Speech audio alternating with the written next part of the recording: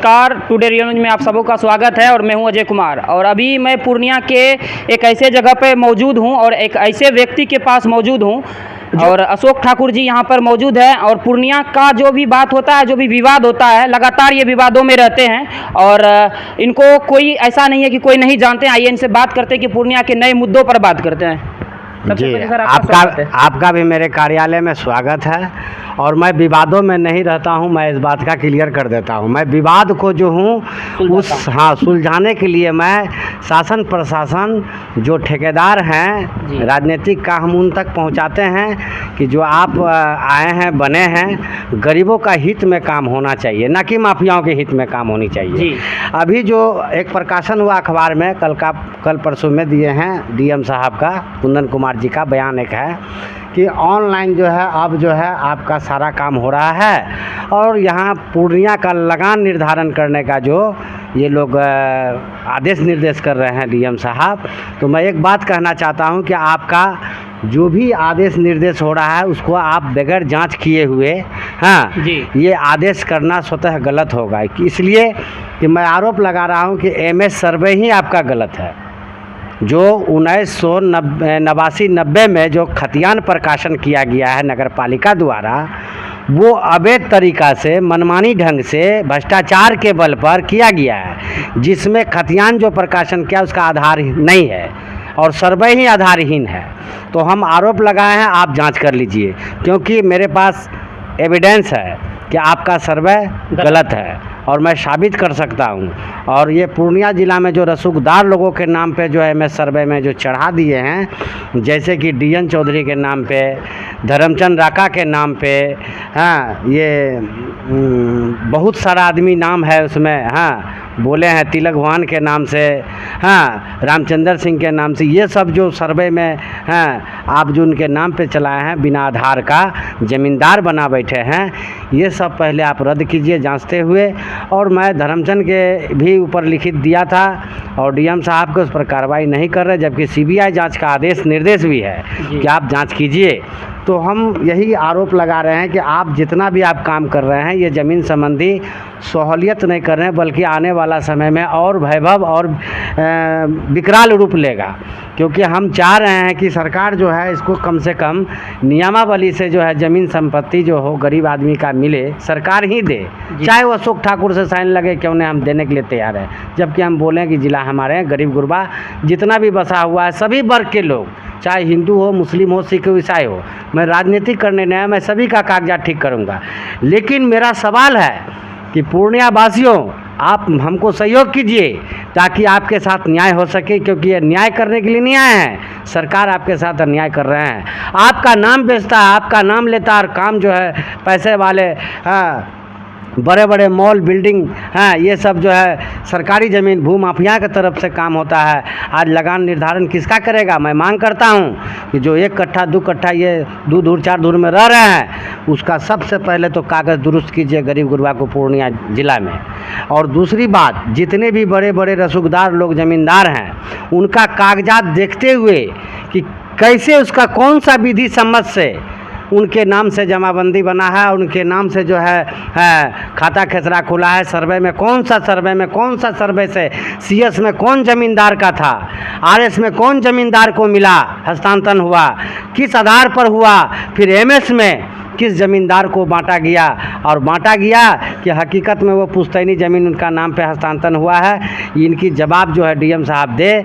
और जो नाम बताए हैं ये धर्मचंद राका का, जांच से पूरा पूर्णिया ज़िला का समूचा जो है भ्रष्टाचार का राज खुल जाएगा, दूध का दूध पानी का पानी हो जाएगा। अशोक ठाकुर का लगाया गया आरोप निराधार नहीं, आधार के साथ मैं बोलता हूं, सरकार के पास निराधार है।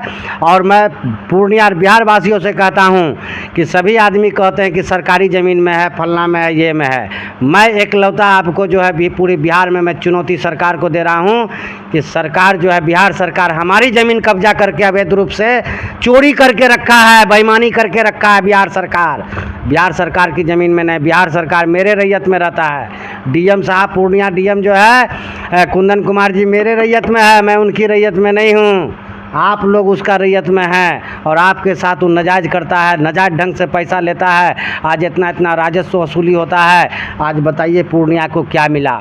आज राजस्व वसूल करके है मिल बांट कर खा रहे हैं और जो है गरीब गुरबा जनता को उजाड़ रहे हैं और भू माफियाओं के द्वारा गैर मजरुआ, खास महल, अनाबाद बिहार सरकार, जितने भी तमाम खाता 889 अनेकों खेसरा है, सब जांच पड़ताल सारा चीज़ का आदेश निर्देश है ऊपर से, CBI जांच तांच सबका है। लेकिन हमारे स्थानीय प्रशासन, जिला प्रशासन मौन बना हुआ है और भू माफियाओं की इतनी ताकत बढ़ा हुआ है कि गोली बंदूक पर जो है आपका सरकारी ज़मीन जो है बेचा जा रहा है। और अशोक ठाकुर बोलता है, जिसका मतलब है कि मैं जिला पदाधिकारी जी, मैं आपको क्या कहूँ, अगर आप नियमावली से जांच करके अगर गरीब गुरबा को आप न्याय दे देते हैं, इससे बड़ा सौभाग्य पूर्णिया वासियों को और कुछ नहीं होगा। हाँ, मैं यही कह रहा हूँ कि गरीबों को न्याय दिलाने के लिए मैं अपनी सर कटा सकता हूँ, सर नहीं झुका सकता हूँ। और माफिया लोगों से, रसूखदार भू माफियाओं से, ज़मींदार से लड़ने के लिए मैं कदम से कदम आगे बढ़ता रहूँगा, लड़ूंगा, बोलूँगा, इनका उजागर करूँगा।